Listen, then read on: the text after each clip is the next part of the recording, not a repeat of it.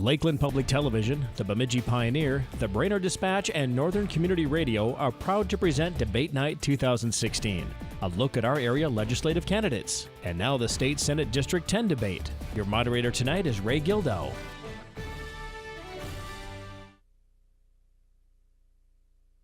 Welcome to Debate 2016, 11 state legislative debates over 4 nights. Tonight, from our Brainerd studio, we are going to interview the candidates for Senate District 10. The incumbent is Carrie Ruud, who is with the Republican Party, and the challenger is Tiffany Stenglein, who is with the DFL. Our panel of questioners is Dennis Wyman, who is the Public Television Director for Lakeland Public TV. He's the news director. Zach Kaiser with the Brainerd Dispatch is a news writer. Heidi Holton is News and Public Affairs Director for Northern Community Radio, KAXE and KBXE. I'd like to take just a couple minutes to go through the rules. Each candidate will have 3 minutes to make opening comments. The panel will ask questions after opening comments. Some will be their own questions, and some will be questions that have come from the public. The candidates will rotate the order in which they are speaking, beginning with opening comments and finishing with closing comments. Each candidate gets 2 minutes to answer the questions, and each candidate will have a 1-minute rebuttal opportunity. And I might add, it doesn't have to be a rebuttal, it just might be that you've thought of something else to say or you'd like to add something to what you'd said earlier. New this year, each candidate will have the option of using a 1-minute bonus to add to one of their questions. It can be right after you've answered the question, or it could be something you thought of later on down the line, but you have 1 additional bonus minute. Questions continue until we are at about the 15-minute mark into the hour, at which time we will close and get to the closing comments. And the closing comments will be 2 minutes each. And we're going to start out this evening with opening comments from Ms. Ruud. Well, good evening, and thank you for joining us this evening. It's been my pleasure and my honor to represent Senate District 10 for the last 4 years. I feel like I've gotten to know so very many of you, whether it's been your visits to St. Paul or attending my town hall meetings or having conversations with Carrie at the local coffee shop. Maybe it's been all the wonderful events that we've been in through the district, or door knocking, or maybe it's been sitting on the bleachers at the kids' school events and the games. Or maybe it's just that we've been in contact through my email newsletter. I send out a newsletter every week that reaches over 3,000 of my constituents. For those of you who haven't had the opportunity to interface with me, a little bit about me. I'm from Breezy Point. My husband and I are real estate broker owners of Lakes and Leisure Realty. We've been there for about 25 years. I'm the former mayor of Breezy Point. And I hope you all join us this year. We are hosting the governor's deer hunting opener. And we'd love to have you come join us. My husband and I got our doe permits this year, so we're looking for a very successful hunt. I am pro-life. I'm a champion of the Second Amendment. I've had my permit to carry since 1993, and I'm the co-author of the Minnesota Personal Protection Act. I think I've been a big voice for veterans, the military, and our law enforcement. I'm honored to be installed in November of the National Association and Foundation for Women Legislators. It's a nonpartisan group for women, elected women all across the nation. The committees I serve on in the Senate are the Ag, Environment, and Economic Development. We lovingly call that the Hogs, Frogs, and Jobs Committee. I'm the Assistant Majority Leader for our caucus. I'm the chair of the School Trust Committee.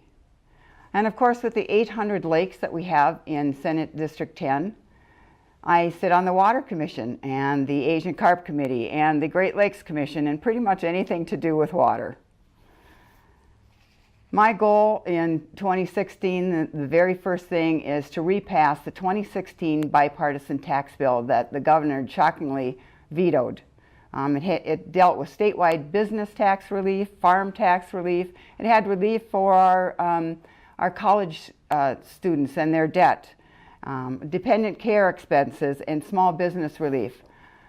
So I look forward to a great debate tonight, and thank you for tuning in.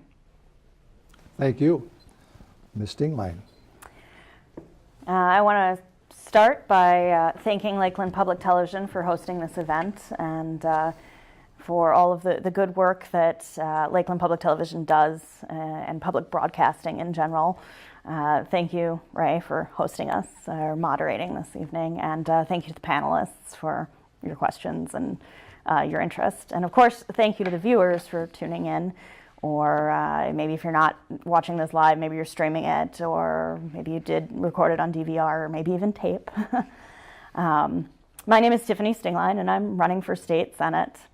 I grew up in the unorganized territories of Crow Wing County. I'm actually the third generation, both sides of my family, to live in Crow Wing County. My mother owned the A&W in Nisswa. My dad was a deputy with the Sheriff's Department. His folks actually owned the Coast to Coast store in Brainerd. I'm an enrolled agent. I do taxes for a living at Nisswa Tax Service. That means that it's my job to help my clients navigate the state and federal tax system, which can be a bit of a chore at times.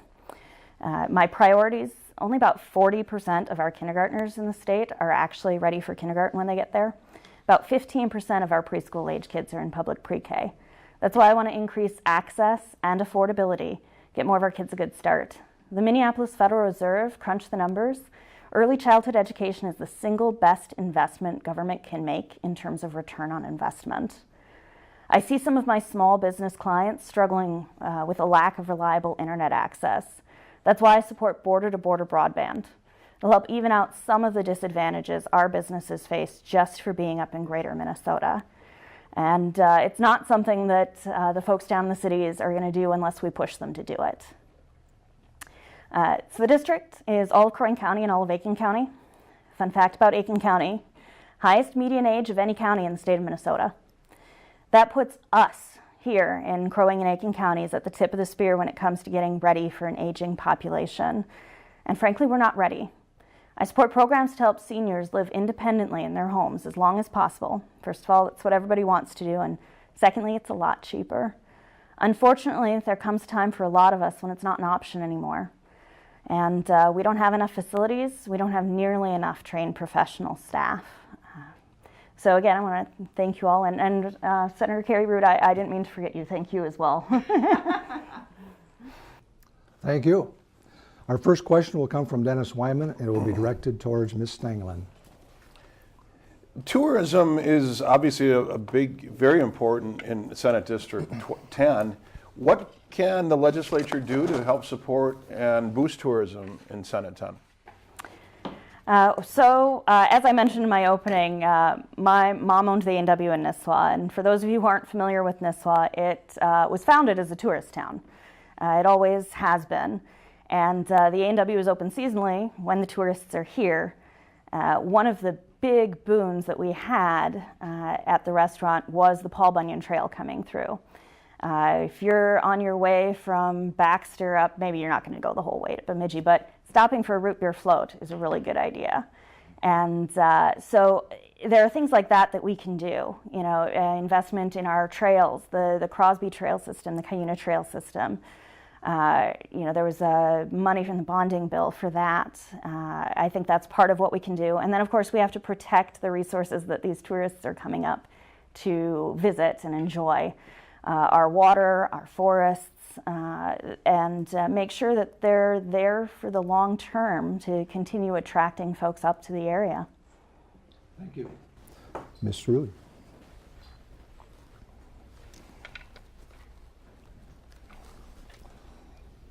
Thank you.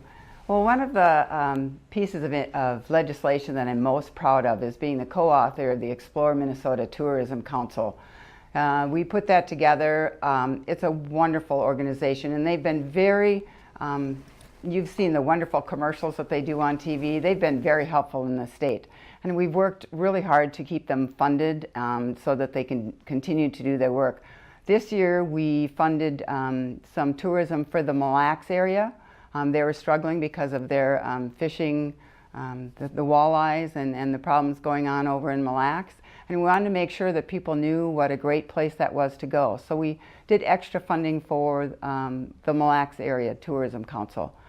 The other thing, exciting thing that we did this year is we have a pilot project, and it's for bringing new events to Minnesota so that our small communities, such as Cuyuna, can bring a regional or a state or maybe even a national event to their area. So it's a pilot project that gives them the resources to bid on those big events, because we know what an economic driver those events can be to our small towns and cities. So we're very excited about that new pilot project. Thank you. Ms. Stenglein, any other comments? No. Hearing none. Ms. Ruud, any other comments? Okay, we'll move on to question number 2. Zach Kaiser will be directing that to Ms. Ruud. Which presidential candidate do you support and why? Thank you. I support Donald Trump. I think he's a candidate that more aligns with my values. I am pro-life. Donald Trump is pro-life. Donald Trump will support our Second Amendment. We know that that's very, very important, and it's very important to me also. We know that Donald Trump will support our veterans. He has proven that. He supports our military, and he also supports the law enforcement. We need to close our borders. He's strong on immigration, and the one major thing that we need to think about is we could have up to 5 Supreme Court justices appointed in this next cycle. It's very important that we choose someone that will put on that court someone who will defend our Constitution. And I think Donald Trump has proven that he will do that. And really look at our Constitution and religious freedoms. We know that Hillary Clinton has a very radical stance on abortion. She believes in partial birth abortion, late-term abortion, dismemberment abortion. And so she has already said in her debate that she will appoint someone to the court that will expand abortion in the United States. I think that's a very serious issue. She has also said in her debate that she will change the Second Amendment by executive order. And I think we need to be very, very concerned about that. So yes, I do support Donald Trump. Thank you. Ms. Stenglein. Well, I support Hillary Clinton. I'll be honest, she wasn't my first choice, but of the candidates that are on the ballot in November, she most closely aligns with my values, respecting women's rights, children, and the rights of children and those less fortunate. These are the values that I hold most dear, and that's why, in the end, I'm supporting Hillary Clinton. I think she most closely represents those values. Thank you, Ms. Ruud. Any other follow-up with that? I really think when you think of the rights of children, Hillary Clinton does not support the rights of children. She supports abortion up until the late terms and partial birth abortion. That is not supporting our children whatsoever. So I really differ in that. I don't think she supports women. We see what's going on in the media right now. I don't think she supports women at all. She wants them to be second-class citizens unless it's herself. So I don't see her as a role model for women. And in fact, I work with women all around the country with the National Foundation, and there are so many women. I would be so proud of either party of being our first woman president, and Hillary Clinton is not the person that I would be proud of. Thank you. Ms. Stenglein. I'm not going to try and defend someone else's actions. I, for myself, cannot support someone who would treat women as objects and support the objectification of women. And I really do feel like that's a choice that I have made, and I'm not going to foist it on anyone else. So. Thank you. Our next question comes from Heidi Holton, and it will be directed towards Ms. Stenglein first. My question has to do with clean energy. The state's biggest 2 utilities, Minnesota Power and Xcel Energy, they're taking seriously Minnesota's renewable energy goals. They've installed wind and solar energy systems. So what is your vision for a cleaner energy future? Well, I think that eventually we do need to switch over to renewable energy sources. That's the reality. Eventually we will run out of fossil fuels. I think that 25% by 2025 is an ambitious goal, but I think it's one we can reach. And I think that as a security issue, eventually we do need to switch over to renewables. I think that climate change is real. I think that we need to address that situation. And I'd like to see us move forward, again, with ambitious goals, but ones that we can reach. Thank you. Ms. Ruud. You know, we just had a ruling today from the PUC to help Excel Energy close their two plants, the Sherco plants, and to bring them up on gas powered. And so I think that's a big step for us. You know, Minnesota utilities are meeting and exceeding the goals that we set out for them, the 20 by 2020. And Excel is exceeding its goals also. So we're seeing Minnesota is a leader in the conservation and energy issues. I think that I believe that we need a portfolio of power for the next generation. Our needs will be great, and I think we need to use all of those energy sources. We need solar and we need wind. We also need to take credit for hydropower, and coal can be part of that mix, and nuclear. And I think in the balance of power, we need to put all of these together to make sure that we have our energy needs for the next generation. Thank you. Ms. Stenglein. I don't really disagree with you, Senator Ruud. We're not ready to switch over entirely to renewables right now. We're not there, but we need to get there. And I think we've got a roadmap, I think we've got goals, and I think we're working toward them. Thank you. Ms. Ruud, any other comments? I'm good, thanks. Okay. Our next question comes from Dennis Wyman, and it will be directed towards Ms. Ruud. What should the state's role be in helping to provide for our growing population of seniors?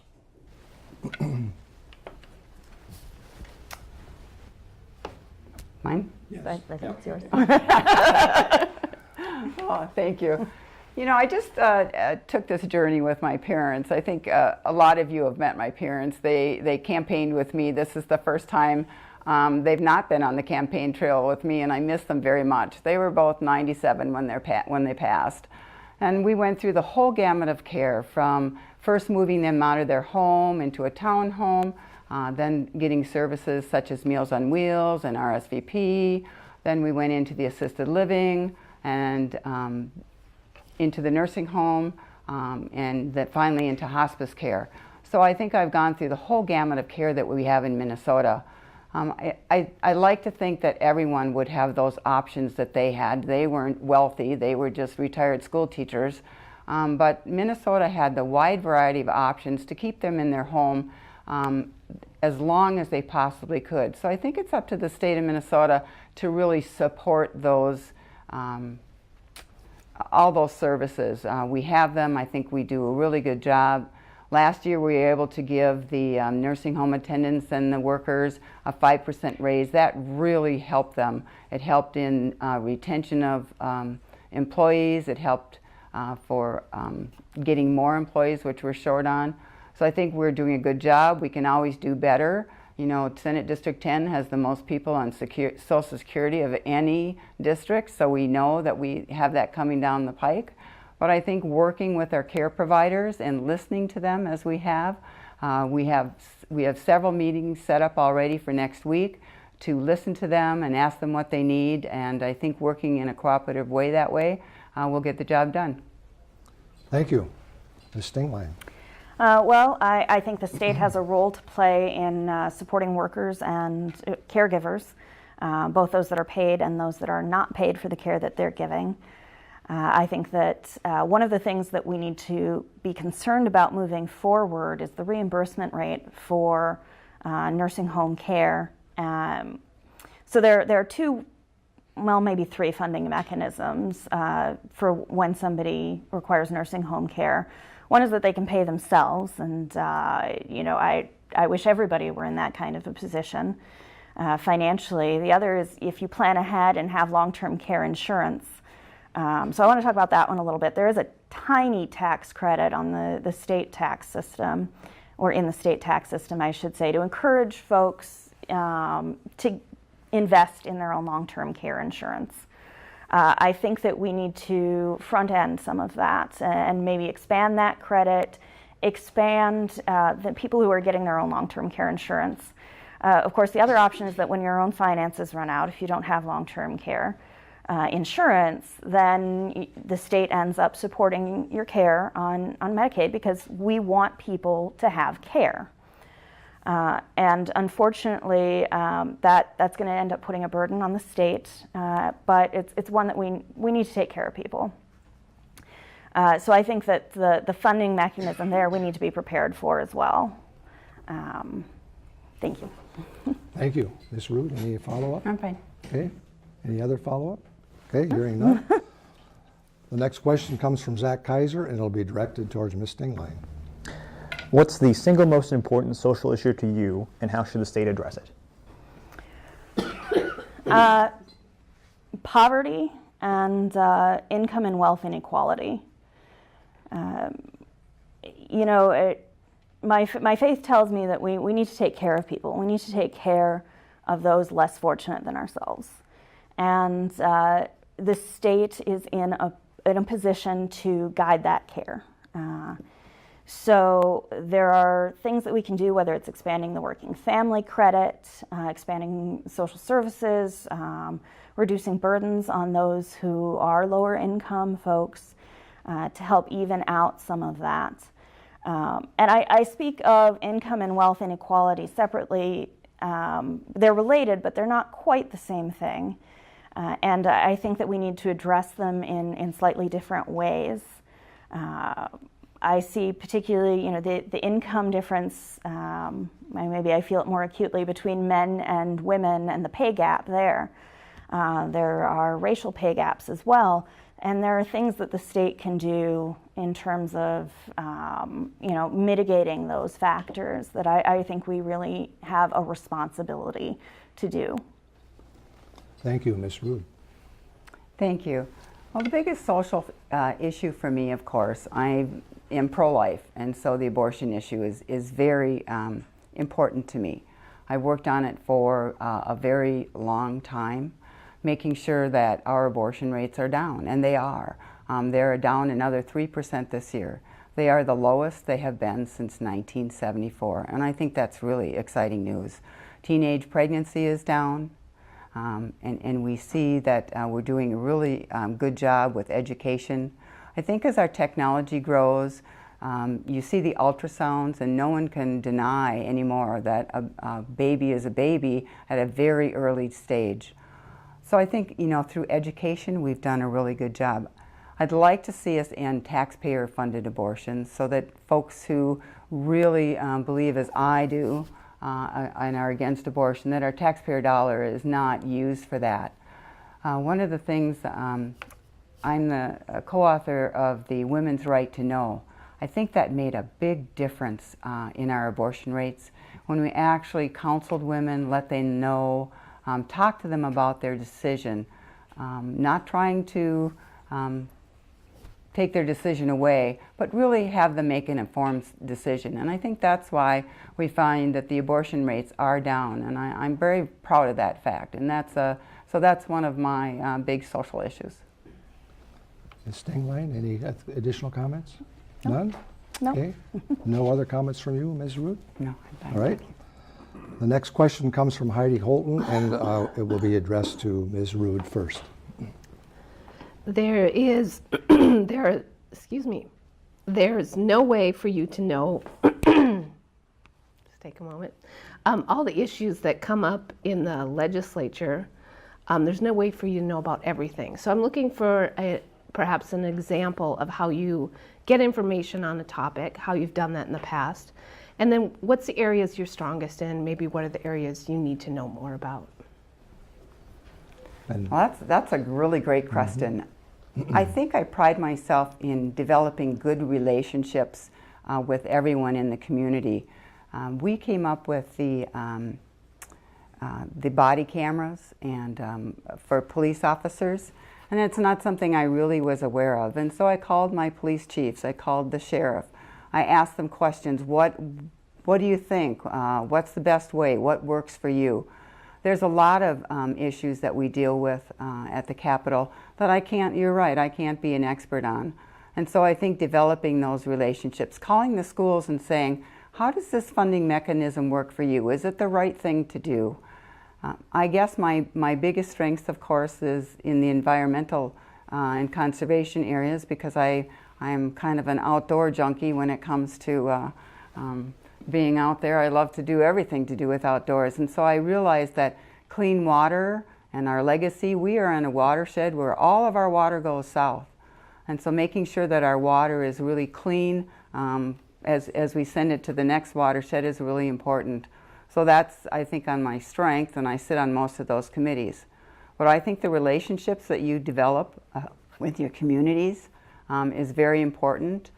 They all have my phone number, they email me, they talk to me, and I think that's one of the most important things, is the relationships that you develop within your community. thank you, Ms. Stenglein. Well, you know, I was on the phone last night with a gentleman from north of Brainerd, and he was telling me about, I'm not even sure I'm going to get this right, it had to do with internet service providers and CLEC and ALEC, and honestly, I don't know. And that's the first step, I think, in understanding or in being a good legislator, is admitting that you don't know, and then finding people who do know more, and getting input, and always making sure that you're getting input from multiple angles and multiple views. You know, with the recent unrest and the strained relationships in some places between police and their communities, I actually spent some time talking to my father's old partner about community policing and the kinds of things that perhaps a legislator could do. And his recommendation was that, you know, for the most part, it really needs to come from leadership within a department. And there are some things that the legislature can do, but leadership within a department, he said, was one of the most important things.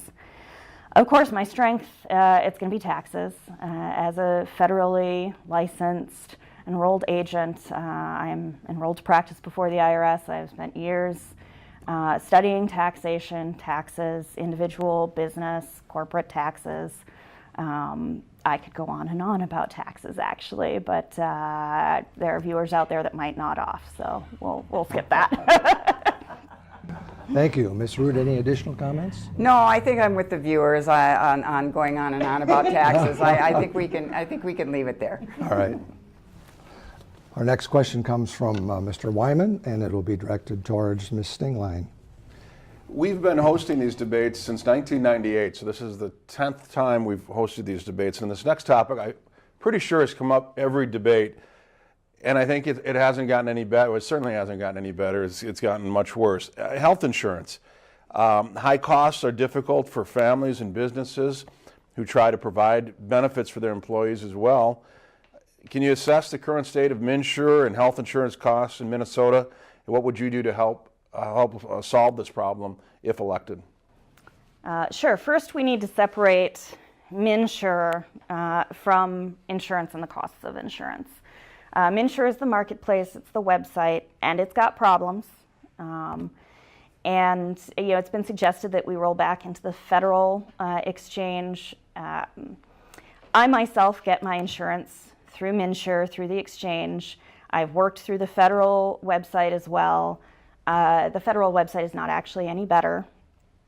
The problem really that at its core is the cost of these insurance plans, and they are rising more quickly on the individual market than they are for businesses and group plans, but they're rising there too. And of course the drivers behind it are the costs of care for the most part, whether that's you know, because of course technology has gotten better.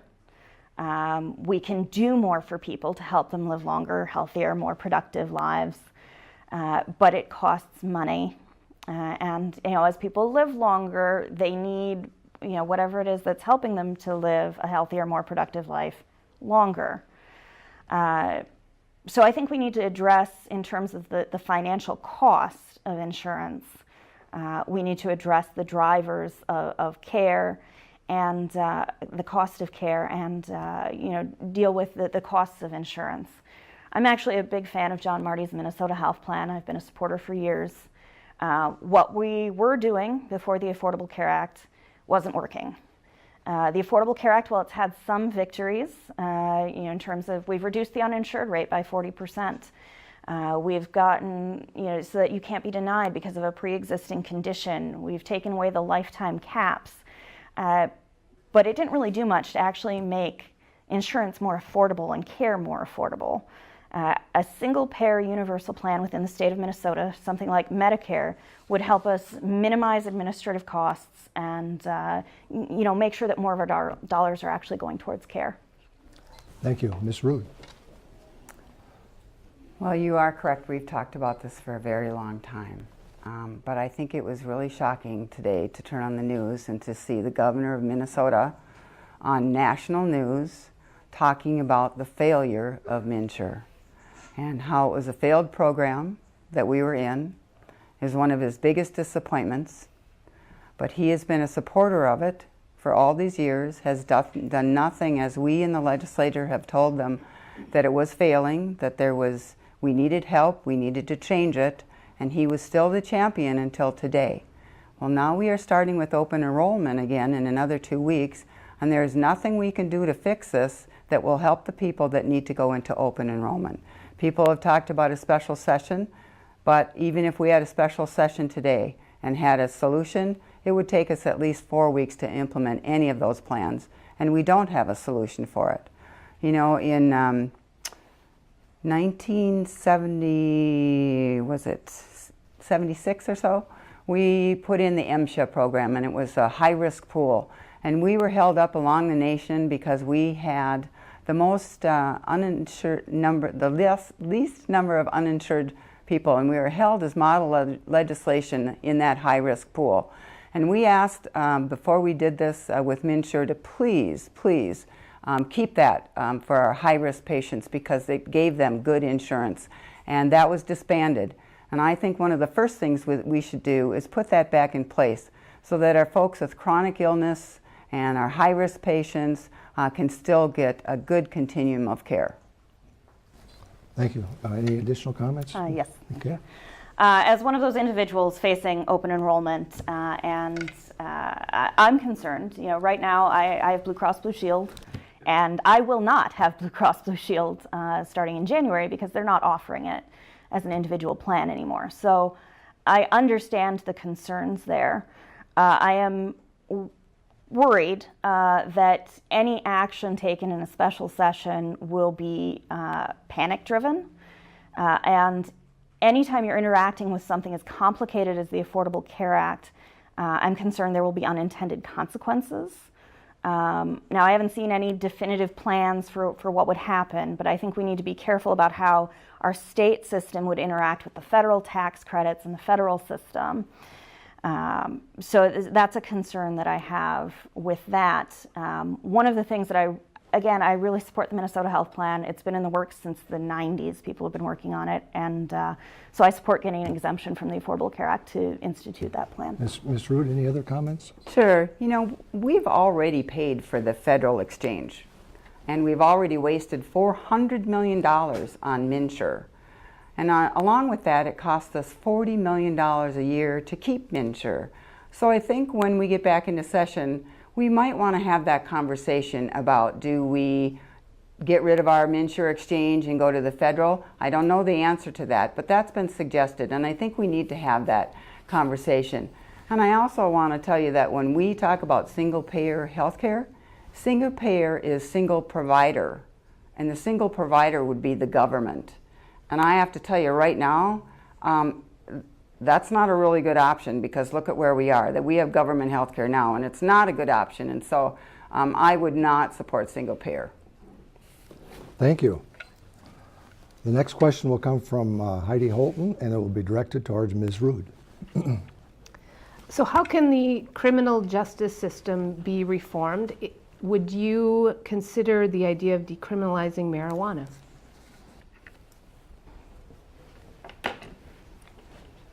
I'm not sure how decriminalizing has anything to do with marijuana, but I would not support decriminalizing marijuana in any way, shape, or form. I don't believe in medical marijuana use. I don't believe that we should go that direction. I have voted against it. I've been against any kind of marijuana. We know it is a gateway drug. We know it's bad for children, and I wouldn't support that at all. Okay, Ms. Stenglein.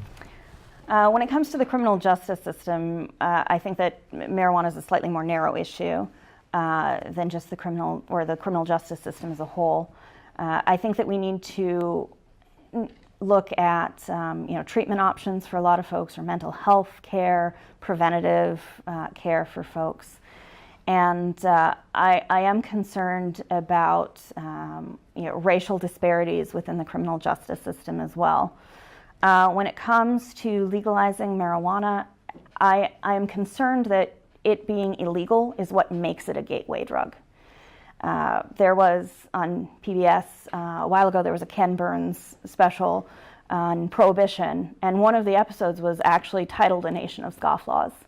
The idea being that once you push people over the line and they are doing something illegal, they become less likely to obey or follow other laws. So, once they've crossed that line and their income is illegal, then they're not going to declare that income. And of course, then they're not paying taxes, which is violating more. I'm back to taxes again. Violating more laws. If something happens, they hesitate to call for help because they were doing something illegal.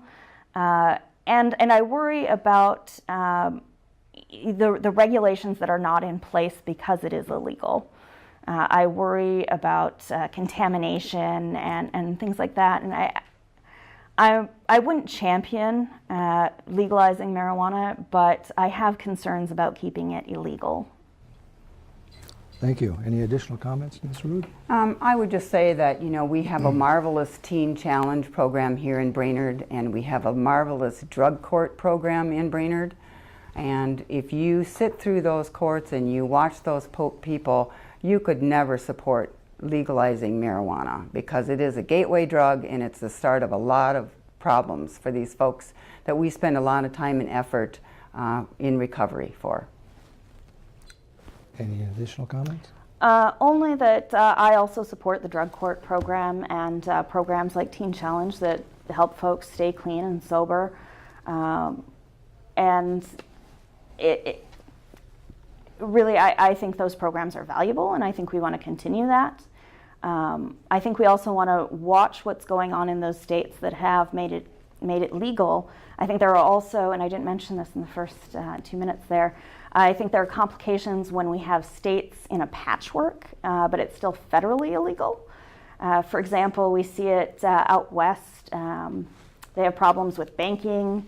They can't interact with credit card systems, so they're stuck with big bags of cash that they can't deposit because no banks want to get involved because it's a federally illegal substance. Thank you. Just to remind both of you, you still have a bonus minute. If anytime you want to use that, feel free to do so. Zach, I skipped you, so I'll come back to you now. So the next question will come from Zach Kaiser, and it'll be directed towards Ms. Stenglein. What's the most important issue facing women in Minnesota today, and how can the state address it?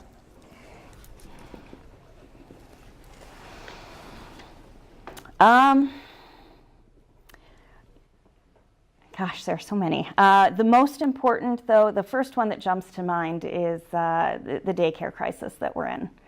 I don't have any children, but the costs of care if you have 2 kids that you're trying to put into a high quality daycare, for most folks in this area, it doesn't pay to work. And that's holding back our economy. So that's bad it's usually a woman who will stay home, leave her career and stay home. And it's bad for our economy because there are folks who could be more deeply involved in our communities and in our economies. Some of the other issues, of course, I already mentioned the pay gap. I think that's a nationwide issue that we need to address moving forward, but I think that's going to be slow going. So, like I said, daycare, and I'd like to see some paid family safe and sick time as well. Yeah. Thank you. Ms. Ruud. Well, thank you. I think I've already said that I work with the National Foundation for Women Legislators, and one of the things that we do is we mentor women across the nation. We need more women to run for office. We have great leaders that are on our school boards, on our county commissioners, and our mayors in our small cities. Our legislature this year is losing quite a few women legislators, which is a really sad thing. So our organization works to lift women up and to tell them that they are smart enough and good enough. I think we have a segment of our society that tells women, well, you're not smart enough and you're not capable enough, and unless the government gives you help, you will never be successful. And I think that's one of the things that I fight every single day. My mother taught me that I could grow up to be whatever I chose to be. And I think we need to send that message to our young women, that they too can be what they want to be. They can go to school if they choose to. They can stay home and be mothers if they choose to. But I think that overall we need to send women the message that they're important and they can be whatever they want to be, and we will help them do that. And they're not second-class citizens, and they don't need government to help them to be successful. Thank you. Ms. Stenglein, any additional comments? No. None? Okay. Ms. Ruud, no other comments? Okay.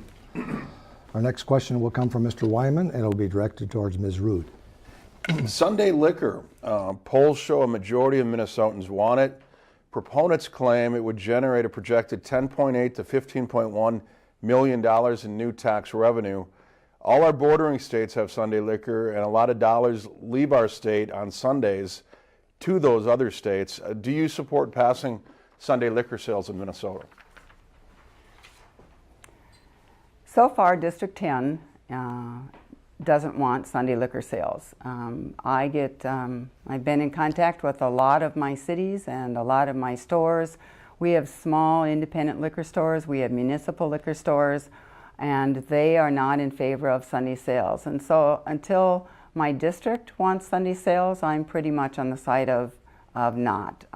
It's not a personal issue with me whether we have it or not, but this district doesn't support Sunday sales, and so therefore I do not either. Thank you. Ms. Stenglein? It's not really a personal issue for me either. The revenue increase seems a bit high of a projection to me, but there's no other industry that we protect. We don't say that bookstores can't be open on Sunday because we want to protect our small independent bookstores. I don't see any reason why liquor stores and car dealerships too should have that protection or special circumstance. So again, I don't have any deep personal feelings, but in general, I think you need to have a reason to make something illegal, and I don't see a reason to make Sunday liquor sales illegal. Thank you. Any other comments, Ms. Ruud? Yes, I just want to make sure that we don't put car dealers in the same basket as Sunday sales.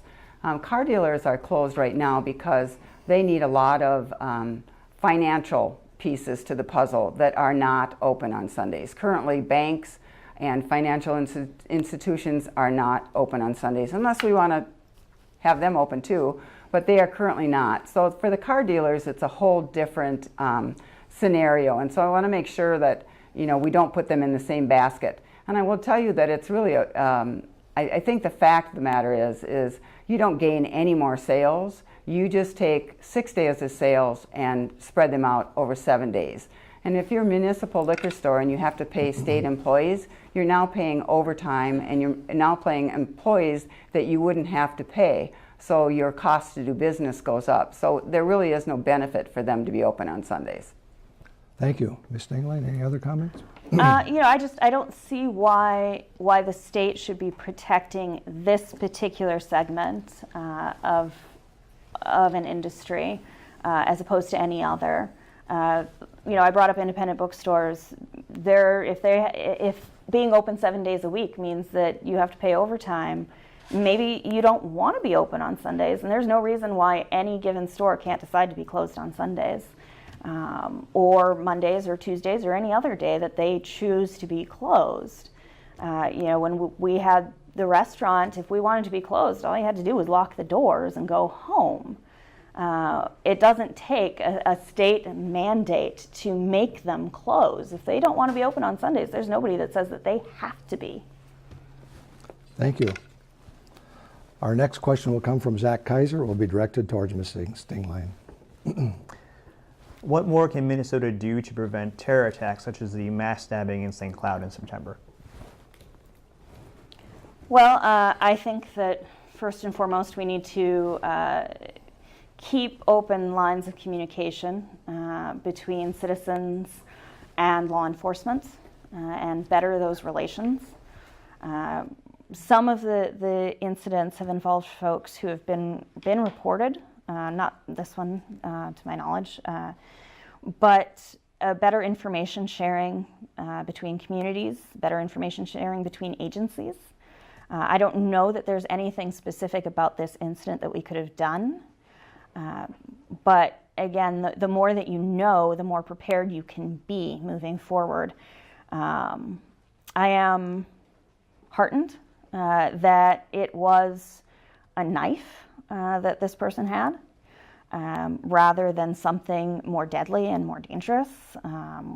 There are potential threats everywhere. I think we need to not be overly dramatic about them, but we do need to be aware. And if you see something, say something. We need to keep those communication lines open. Thank you. Ms. Ruud. I think it's a very scary world that we live in when we have terrorism in our local malls. I think it pretty much scares everyone. I know the mayor of St. Cloud, Mayor Kleiss. He's a very dear friend. And I know he works very hard in this community with community relations and community policing. We have a situation that we've never been really involved in before. And we have immigrants into this country that have not been vetted. Maybe we don't know who they are. We have to make sure that they're not radicalized. And I think it's a very hard issue for the whole United States and the state of Minnesota. And so I look for good community leadership, good policing. I don't know that I have an answer for this. I'm only grateful that we had someone in the mall, an off-duty police officer that had a gun that could stop the terrorist, because I think if he not been there, we could have had very serious, even more serious consequences, maybe some fatalities without that. So I think we're very blessed that he was put there at that time to stop that attack. But I don't have the answer for terrorism in Minnesota. Thank you. Ms. Stenglein, any other comments? That concludes our question portion of the program. And so we will move to the final closing comments. You each have 2 minutes. And Ms. Ruud, we'll start with you. Well, thank you. It's been really a delight to be here this evening. And I want to thank all of you for tuning in and joining us and for listening. It's part of the political process to be educated and aware of your candidates, so I commend you for that. I'd like to thank Ms. Stenglein. It's been a very civil debate, and I'm glad that we've had this time to have a conversation on issues. Actually, candidates on the campaign trail enjoy each other's company and they get along, and we've had a good time getting to know each other. But there are differences between us. I'm very pro-life and I support the Second Amendment. I think I've been a proven leader for Senate District 10, and I would ask for your vote in November 8th, and I thank you very much.